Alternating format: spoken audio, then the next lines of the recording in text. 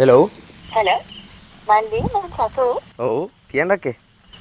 මේ මොකක්ද මල්ලි ඇත්තට වෙලා උනේ මොකද මම ඔයාගේ වීඩියෝ දැන් දෙක තුනක්ම බැලුවා ඔව් දැන් මම පළවෙනි එක නෑ බලනකොට මම මම ඇත්තටම ඔයා දැක්කද දන්නේ නෑ මම දෙපාරක් තුන් පාරක් බෑග් කිව්වට පස්සේ තමා මට බෑග් එක දාම මං ඉඳගත්තේ අශේ නෑ එළියට එක්කම ගිහිල්ලත් එකපාරක් කිව්වා මට ඉඳගන්න කියලා මාර අපි ගිහිල්ලා එකපාරක් ආවේ ආ එළියට ඉඳගන්න කියලා කැඩි නෑ මොකද යන්නද මම උතන්ට එද්දී අක්කේ මේ දන්නේ නෑ මීඩියා කොන්ෆරන්ස් එකක් තියෙනවා කියලා මං ගිහිල්ලා අර සිරස එක්කෙනෙක් එක්ක කතා නෑ ඔයා විතරක් නෙමෙයි මම දැනන් හිටියෙත් නෑ ඔය උත්තර කේස් එකක් කියලා මම හිතුවේ මේ මොකද දැන් ප්‍රෙස් කොන්ෆරන්ස් එකක් කියලා කිව්වම මම හිතුවේ ඇත්තටම මේ පත්තර කට්ටියක් විතරයි මං හිතුවේ නෑ මේ ටීවී channel වලින් ඔක්කොම ඇවිල්ලා එහෙම සීන් එකක් කියලා මම දැනන් හිටියෙත් නෑ. ඔව් ඔහොම දෙයක් දන්නවනම් මල්ලි මම මගේ ජීවිතේට එන්නේ නෑ මොකද මම කෙල්ලෙක් නේ. ඔව් මම හිතුවේ YouTubers දැන් වාට කිව්වෙත් නෑ අශේන් නේ මම දන්නේ නෑ මේ කිසිදයක්.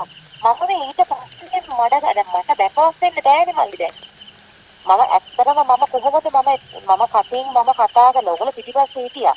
මම කටින් කතා කරලා ඉවර වුණාට පස්සේ මම දැන් කියන්නේ මට ඒ වෙලාව බැකවස් වෙන්න බෑනේ මල්ලි මට මේක කරන්න බෑ කියලා මට බැකවස් වෙන්න බෑ. දැන් මම කතා කරපු දේත් මම එදෙලේ මම ක්ලියර්ලි මම කිව්වා.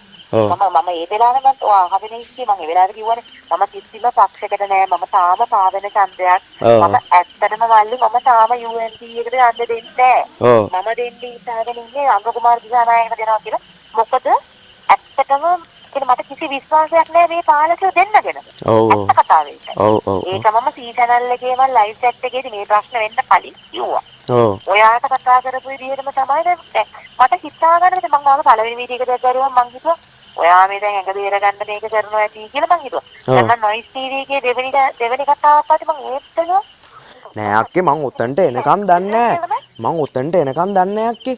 හිතන්නකෝ. මට එක වචනයක් කිව්වේ මට කිව්වේ මට කවුරුත් නෑ මල්ලි. පොඩ්ඩක් ඇවිල්ලා මාත් එක්ක පොඩ්ඩක් කතා කරපන් කියලා. ඔව් දැන් මෙච්චර කාලේ දැන් මම කවදාකවත් මල්ලි මගේ channel එකේ වීඩියෝ එකක් කරමු කියලා මං කාගෙන්වත් ඉල්ලන්නේ නෑ. මං ඒක සාමාන්‍යයෙන් මං කියන්නේ මං ඉල්ලලා කරගන්න දෙයක් නෙමෙයි. මං කිව්ව එකම දේ අර මණියාගෙන් විතරයි මං අහුවා ඒක. ඔයා කිව්වට පස්සේ මං එතැන් ගෙනත් කිසිම YouTuber කෙනෙක් මං මගේ channel එකේ කරේ නෑ. මගෙන් අහගෙන ආවොත් කරොත් මිසක්. අක්කඩ ලොකු මඩක් ගහනවා ඈ. මට අතේට ගහන්නේ නෑ මට. ඔව්. අක්කා ඉතින් අක්කත් කතා කරන්න. අක්කත් කතා කරන්න. ඉතින් දැන් මං කොහොමද මල්ලි කතා කරලා කියන්නේ මේක? ඔව් ඉතින්.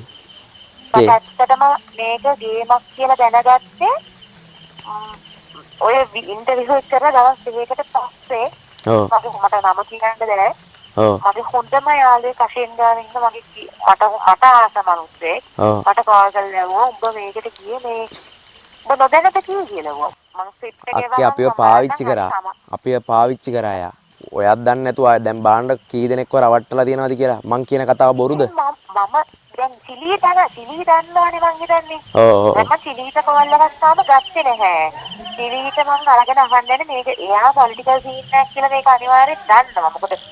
මොකද අශේන් මගෙන් දවස් ගානකට කලින් මේ අහුවා ඔය මේ